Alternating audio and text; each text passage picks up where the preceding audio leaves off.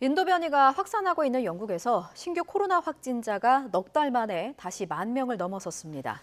반면 코로나 사태가 조금씩 진정되고 있는 다른 유럽 국가 곳곳에서는 방역 규제 완화 움직임이 잇따르고 있습니다. 국제부 조세훈 기자와 함께 자세한 소식 살펴보겠습니다. 네, 어서 오십시오. 안녕하세요. 먼저 영국의 신규 환자 발생자 추이부터 좀 듣겠습니다. 네, 영국 정부는 현지 시각 17일 하루 신규 확진자가 11,007명으로 집계됐다고 밝혔습니다. 12,000여 명을 기록했던 지난 2월 19일 이후 가장 많은데요. 방역 규제를 단계적으로 완화하는 가운데 전염성이 더 높은 인도발 델타 변이가 확산하면서 확진자 증가 추이가 다시 거세지는 모습입니다.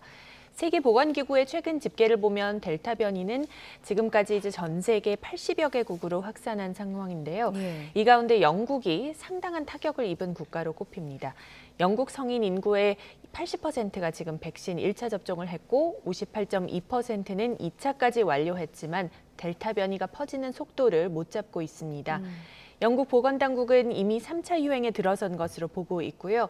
호흡기 바이러스가 잘 퍼지는 가을, 겨울이 되면 환자 수가 더 늘어날 것이라는 더 비관적인 경고도 나오고 있는 상황입니다. 이제 실제로 영국에서는 지난달 이후에 이 코로나19 감염률이 눈에 띄게 증가하는 것으로 나타났죠. 네, 그렇습니다. 영국 임페리얼 컬리지 런던 연구진이 지난달 20일부터 이달 7일까지 10만 9천 명을 대상으로 대규모 유병률 조사를 진행했는데요. 4월 말부터 지난달 초까지 실시한 조사 결과와 비교했을 때 1.5배로 늘었다고 밝혔습니다. 임페리얼 컬리지 런던 소속 감염병 전문가인 스티븐 라일리 교수는 특히 젊은 세대 감염이 기하급수적으로 증가하고 있다며 11일마다 2배로 늘었다고 설명했습니다. 델타 변이의 확산이 백신 접종률이 떨어지는 지역에서 주로 젊은 층을 위주로 타격을 줄 수 있다는 우려가 커지는 이유입니다. 영국 정부는 이에 대해서 어떻게 대응하고 있습니까? 네, 영국 정부는 무엇보다 이제 백신 접종이 답이라고 보고 접종 속도를 높이는 데 주력하고 있습니다.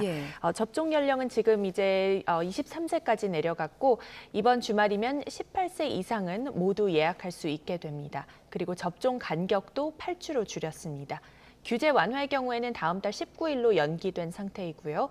하지만 인도 변이에 대한 경고음에도 불구하고 영국 정부는 백신을 2회 모두 맞으면 입국 시 자가격리를 면제해주는 방안도 검토하고 있습니다. 현재 영국 입국 시 적용하는 10일 자가격리를 면제하는 방안인데 지금 상황에서 현명한 조치일지 의견이 분분합니다. 이제 영국과는 대조적으로 상황이 많이 개선된 프랑스 같은 경우에는 어제부터죠. 실외 마스크 착용 의무를 해제했는데요. 이제 다른 유럽 국가들도 이처럼 일상 회복을 위해서 빠르게 움직이고 있죠? 네, 상황이 좀 나아진 국가들은 그런 움직임이 보이고 있습니다. 이탈리아에서는 일일 신규 확진자가 1,000명대로 감소했습니다. 코로나 중환자도 400명대로 내려오며 상황이 많이 진정됐는데요. 루이지 디 마이어 외무장관은 올 여름부터 실외 마스크 착용 의무를 해제하는 게 정부 목표라고 밝혔습니다. 그러면서 이런 조치는 정상으로 돌아가는 첫 번째 단계다. 이렇게 강조를 했고 또 매우 가까이 왔다고 설명했습니다. 독일 역시 재택근무 의무를 이달까지만 적용할 것으로 보입니다. 헬게 브라운 독일 총리실장은 기업과 종업원을 상대로 한 재택근무 의무화 명령의 효력이 6월 말에 끝날 것이라고 밝혔습니다. 이 조치는 현재 독일에서 폭넓게 적용되고 있습니다. 예를 들어서 연방정부에 근무하는 공무원이나 직원의 경우에는 부처에 따라 최대 85%가 재택근무를 하고 있는데요. 다음 달부터는 대다수가 다시 출근하는 지금과 사뭇 다른 풍경을 보게 될 것 같습니다.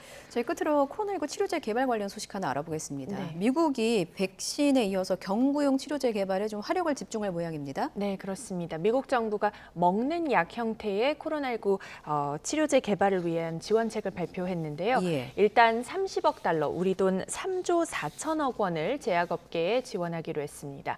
백신 개발을 지원했을 때와 마찬가지로 치료제에 대해서도 임상 단계를 기존보다 이제 신속하게 진행하기로 했습니다.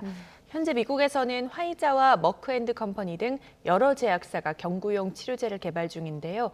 뉴욕타임즈는 미국 정부의 계획대로라면 올해 안에 첫 제품이 나올 수 있을 것으로 내다봤습니다. 현재 미국 식품의약국 FDA가 정식 승인한 코로나19 치료제는 많이 들어보셨죠? 렘데시비르뿐입니다. 그런데 렘데시비르는 정맥 내 주입 방식으로 투약하기 때문에 환자들이 간편하게 사용할 수 없다는 한계가 있는데 그래서 앞으로 또 이제 경구용 치료제 개발에 관심이 더욱 집중되고 있습니다. 네, 여기까지 듣겠습니다. 지금까지 국제부 조수연 기자였습니다. 잘 들었습니다. 고맙습니다.